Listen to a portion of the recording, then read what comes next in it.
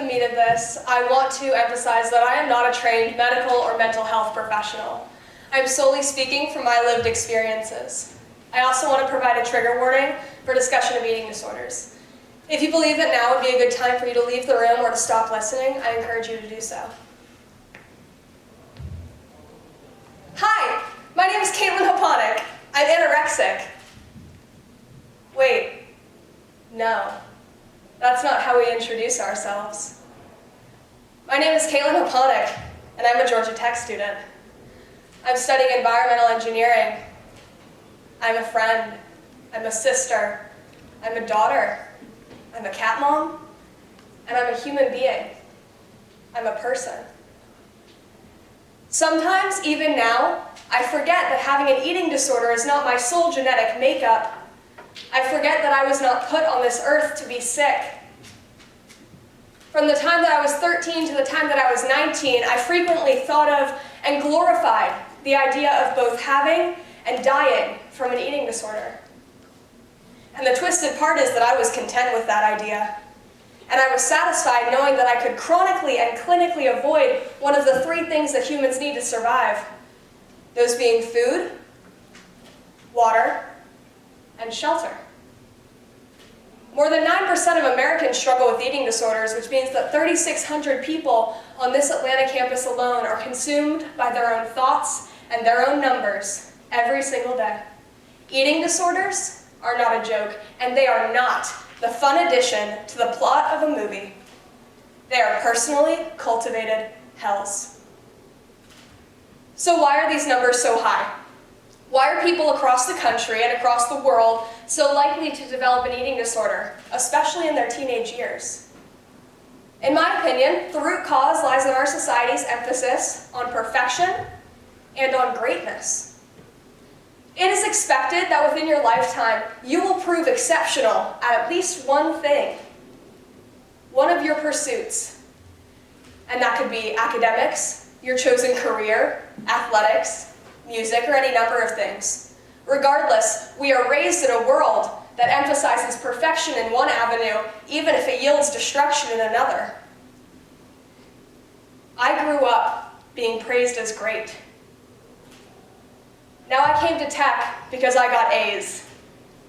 I was a good student. I was a good dancer. I was a good writer. I was good at a lot of things and maybe even great at a few, but I felt as though I was never the best at any of them. I struggled with an eating disorder throughout middle and high school, but I truthfully did not dive off the deep end until I came to college, or more accurately, until I got a B in linear algebra. As silly as it sounds, this is a true type of villain origin story surrounding many people's eating disorders and mental health issues. Some life experience that seems normal or inconsequential to most can awaken the most hidden beasts inside of us. And if I wasn't going to get an A in the first math class I took in college, then I was going to get an A+ in the math of my food, of my weight, and of my exercise. As I mentioned, I grew up being praised as great. My family was nurturing and kind. They taught me that no one was going to hand me anything, and that my hard work is what would drive me to success. I was praised as smart and strong, and still that was never enough for me. No, I needed to be the best at something, or at everything. I needed to be the perfect student, the perfect daughter, and the perfect person. This is an ideal so heavily ingrained in our society that even as a little girl, I needed to be perfect. Over the last year and a half in recovery, I've learned that perfection is overrated. We are built as human beings to make mistakes, to mess up big time, bigger than getting a B in linear algebra, and to enjoy the journey that is our time on this planet. Now, I'd like you to all look at the slideshow behind me. Do you notice the lack thereof? Some of you may know this and others may not, but eating disordered people will often seek out visuals of other sick people, whether that be online or in person as someone walks down the street next to you. This is most often with the intention of triggering themselves or motivating them to continue their destructive behaviors. They consciously or subconsciously convince themselves that everyone around them is sicker than them, that everyone around them is more worthy of recovery than they are. And while I hope that's not why any of you are listening today, I'm sure it's the reality for a few of you. I will not be providing those photos. These visuals only feed a positive feedback loop. Another sick fact is finding these photos is purposeful. While people are engaging in their eating disorder, they will do everything in their power to get sicker and to prove to themselves and to everyone around them, without directly saying it, that they are struggling, that they need help. Eating disorders are not about the food. They are purely a coping mechanism for trauma, anxiety, stress, depression, and other hardships that can accompany our lives. Now, you're going to hear me say this a few times today, and I know it's controversial, but I hope you'll try to listen and, more importantly, understand. Eating disordered people are brilliant. They purposefully find ways to trigger themselves and stay looped in their illnesses. They secretly, just out of sight, seek out photos and videos of other sick or recovering people to convince themselves to stay sick, or to get sicker, or to get sick enough. But therein lies the problem. There is never sick enough. There is no physical metric at which point you can start your recovery. Eating disordered people know this, and they feed off of it. They know that there is never sick enough, and that they continue to strive towards that goal. They strive to be the perfect eating disordered person, or the textbook example. And that, although catastrophic, is brilliant. I never hit my number. I never got sick enough. I never got to the weight that I had set in my mind to achieve. And every week that number got lower and lower, and I got further and further away from that goal. It's known that the lower in weight someone is, the more difficult it becomes to lose more, and that's exactly what I experienced. Instead of losing weight, I started losing hair. I started losing bone density. I started losing memory. My most vivid and terrifying recollection is one in which I truthfully thought that I was dying. I had gone out to lunch with some friends. I don't remember the laughs or the conversations, but I'll tell you what I do remember. I remember going to the bathroom afterwards.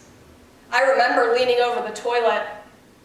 I remember my fingernails slicing the back of my throat.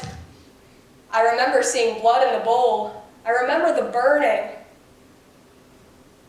I remember standing up and walking shakily back to my table, and then I remember leaving the restaurant.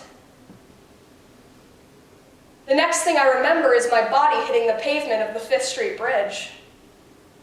I had collapsed into my friends, and when I came to, they were panicking, terrified. I had traumatized the people around me that cared the very most. And it was in that moment that I realized this was no longer just affecting me. And the last thing I wanted to do was to negatively impact someone else's life. But still, I didn't, and I couldn't stop. I was too deep in. I still rejected suggestions of getting help, but my parents luckily came down to check on me in Atlanta the following weekend, and it was decided that I would go home for the summer and be admitted to a partial hospitalization program. So, in the summer of 2021, I walked into an eating disorder clinic, and the walls buzzed with patients' energy and electricity. I met a very diverse group of people while in treatment for my eating disorder, but they all had one thing in common. They all continuously strove for perfection, and they all rejected failure.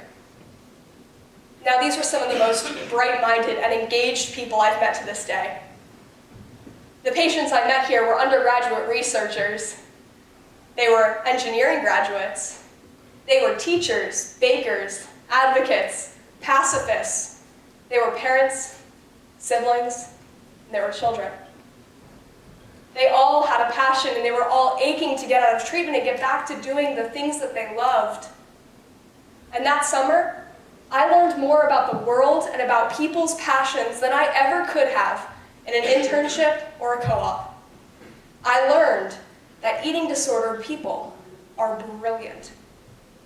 Let's think about it another way. They simultaneously juggle their work, education, social lives, hobbies, and extracurriculars, all while having a tiny calculator that runs 24/7 at the forefront of their brain, keeping tabs on their calories and their exercise. They learn to focus on a million things at once. They're clearly very detailed and goal-oriented. I don't know about you, but those all sound like impressive, resume-worthy skills to me. These people are not mentally weak. We are not mentally weak. We are brilliant, and we are stronger than most can understand. We're just channeling that brilliance into a negative outlet. Modern clinical treatment needs to be all about rechanneling that energy and that intelligence into our passions and interests. Because it's not just physicists and technicians who have an emphasis on potential energy. Every one of us has an impeccable potential, and eating disorder recovery is all about the transition in someone's potential to kinetic energy.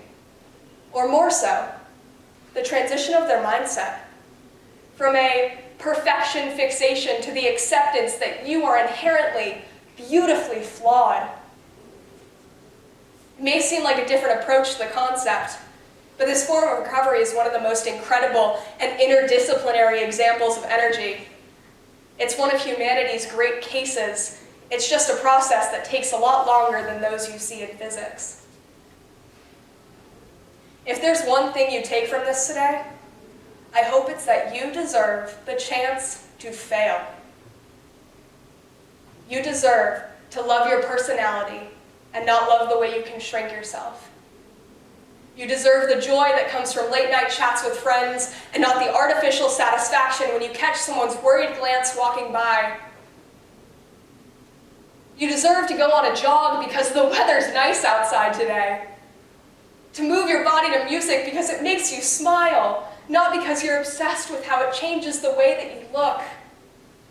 It might sound crazy, but you deserve moments of overwhelming joy as equally as you deserve moments of overwhelming pain. Because that is humanity. And it is the most beautiful thing that I have found. I encourage you to recover now, because there will always be someone thinner than you. There will always be someone in more dire medical need than you. There will always be someone that you think is more worthy of recovery than you. Why not start now? You deserve moments of overwhelming joy and overwhelming pain and everything in between. You deserve more than your suffering. You deserve to feel. And I promise you that a new life, one of success and of failure, is 100 times better than a life of flawlessness, and 1,000,000 times better than no life at all. Thank you.